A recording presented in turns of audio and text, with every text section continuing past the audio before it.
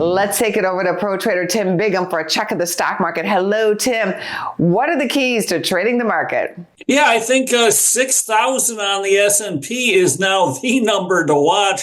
Wasn't too long ago that 5,000 was kind of the number to watch. That's how big of a rally we've seen off the lows from about a month ago now. So certainly stocks have had a very nice run up here, but I think running into a little trouble on a valuation basis, certainly technically as well, and just a little over complacent on the overall market. 10-year yield and interest rates, I think, will ultimately kind of hold the key. The Fed kind of not talking too dovish here.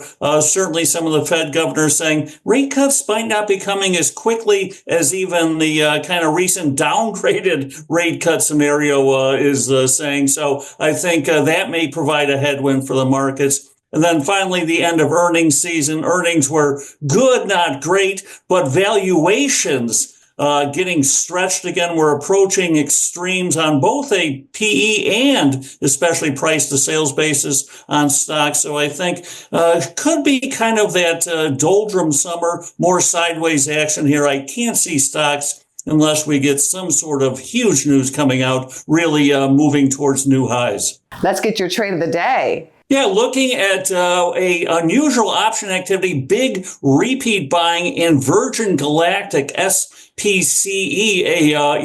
one of those launch into space companies here. So they came out with earnings, and actually IV and option volume exploded post earnings as a little bit maybe of a short squeeze here, but I was jumping in following this huge repeat call buying the shares under $5, selling the at the money $5 calls out in October and January at the highest prices we've seen in a while, leaning bullishly with that call buying, but hedging by selling some very expensive calls against that fairly cheap stock overall. Virgin Galactic around $4. Would that be a place to buy the stock for a long shot win? Yeah, absolutely. I think if you believe kind of that these big call buyers may know something, buying a stock under $5 certainly can't hurt too bad, right? I don't think the stock's going to go to zero anytime soon here. I just like always, as you know, Ange, using options to kind of hedge it. But owning the stock outright, nothing wrong with that either, especially at this price point.